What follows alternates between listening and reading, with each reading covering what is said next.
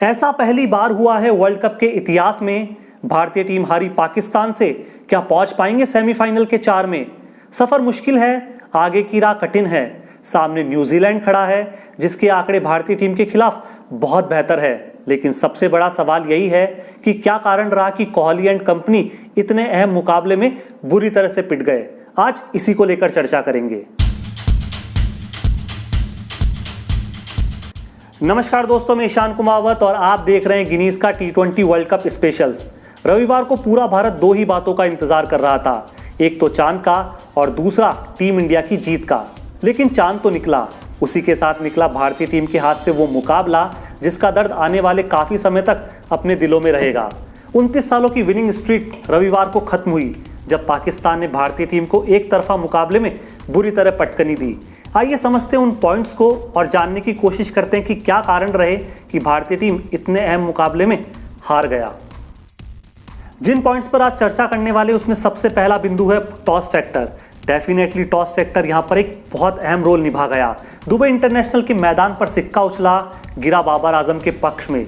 बाबर आजम ने यहां बेशक बहुत अच्छा डिसीजन लिया क्योंकि दुबई इंटरनेशनल का इतिहास बाद में बल्लेबाजी करने वालों को फेवर करता है। हल्का सा ड्यू फैक्टर भी बहुत बड़ा कारण था और दुबई की ये पिच भी पहले गेंदबाजी करने वालों को काफ़ी सपोर्ट करती है। इतिहास कुछ इसी तरह की कहानी भी कहता है और जो कहानी इतिहास ने कही वो रविवार को अच्छी तरह से घटी भी। दूसरे पॉइंट की हम बात करें तो सबसे अहम मुद्दा है टीम सिलेक्शन का और यहाँ पर सबसे बड़ा डिस्कशन भी हम करने वाले हैं क्योंकि विराट कोहली के सामने जो टीम सिलेक्शन की बात कर रहे थे वो मुझे लगता है कि पूरी तरह से टीम सिलेक्शन अच्छी तरह हो नहीं पाया। रोहित शर्मा, केएल राहुल, विराट कोहली, सूर्य कुमार यादव और ऋषभ पंत तक आप टीम को बेहतर कर सकते हैं, लेकिन हार्दिक पांड्या को जब बतौर बल्लेबाज ही खिलाना है तो आपके पास ईशान किशन जैसा एक बेहतर ऑप्शन था। आपने उस ऑप्शन की बजाय हार्दिक पांड्या को चुना और कहीं ना कहीं हार्दिक पांड्या की जो फॉर्म है और पिछले मुकाबलों में हार्दिक पांड्या ने जिस तरह का परफॉर्म करा उससे देखकर लगता है कि कहीं ना कहीं हार्दिक पांड्या को कुछ ज़्यादा ही तरजीह दी गई। आईपीएल के 12 मुकाबलों को उठाकर देखें तो लगभग 10 का एवरेज हार्दिक पांड्या का निकल कर आता है। वहीं ईशान किशन की फॉर्म आईपीएल के आखिरी मुकाबलों में बहुत बेहतर नजर आती है।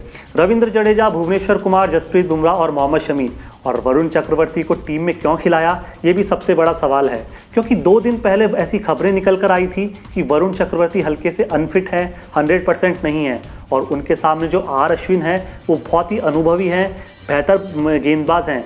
वार्म अप मैच में ज़बरदस्त गेंदबाजी की थी लेकिन वरुण चक्रवर्ती ने वार्म अप मैच में कोई विकेट निकाल कर नहीं दिया।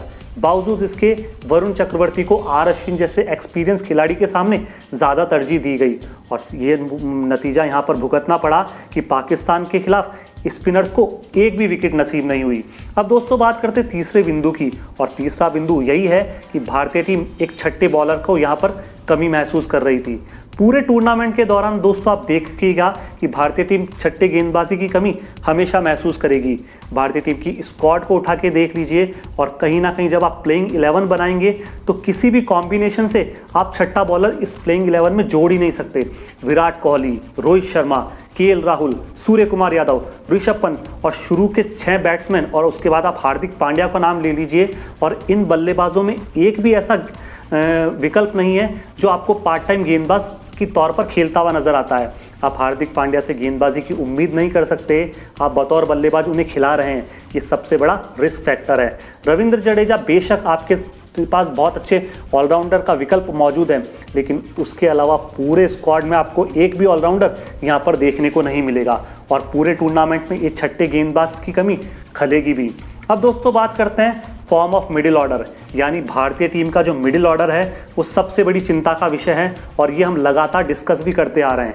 केएल राहुल, रोहित शर्मा और विराट कोहली की फॉर्म माना कि 1-2 मैच में खराब है लेकिन ये रन बनाती है, लेकिन मिडिल ऑर्डर में सूर्य कुमार यादव, ऋषभ पंत, हार्दिक पांड्या जैसे बल्लेबाज लगातार फेल होते नजर आ रहे हैं। हालांकि ऋषभ पंत ने कुछ स्कोर किया लेकिन सूर्य कुमार यादव और हार्दिक पांड्या लगातार यूएई के मैदानों पर रन बना नहीं रहे। स्लो गेंद पर रन बनाने में इन्हें दिक्कत आ रही है और कहीं ना कहीं टीम सेलेक्शंस को आने वाले मुकाबलों में यहाँ पर देखना ज़रूर होगा।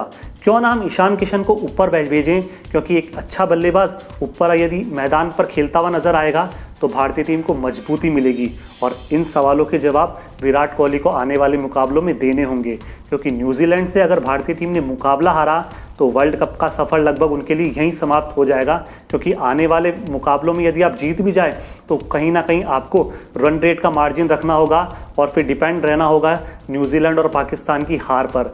बहुत सारे सवाल होंगे और कहीं ना कहीं भारतीय टीम वहीं पर आपको फंसती हुई नज़र आएगी। अब दोस्तों चर्चा करते हैं कि बॉलिंग फेलियर के बारे में। बेशक पाकिस्तान के खिलाफ भारत की गेंदबाजी पूरी तरह से फेल रही।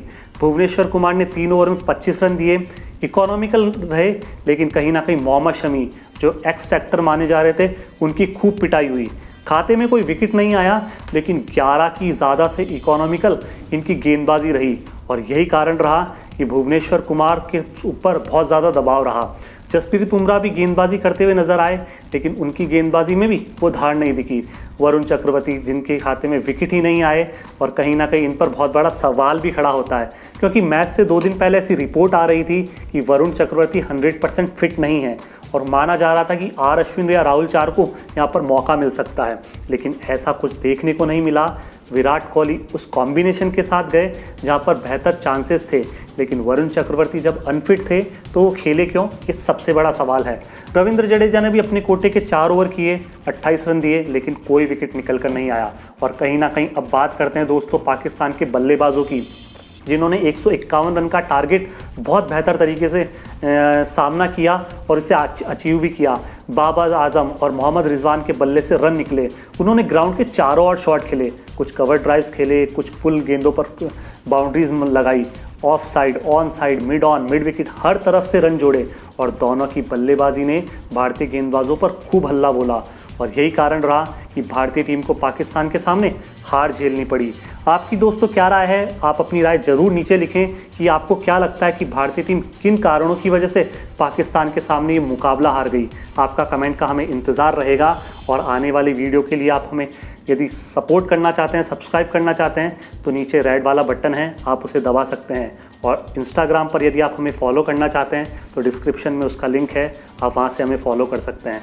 शुक्रिया, बहुत बहुत धन्यवाद।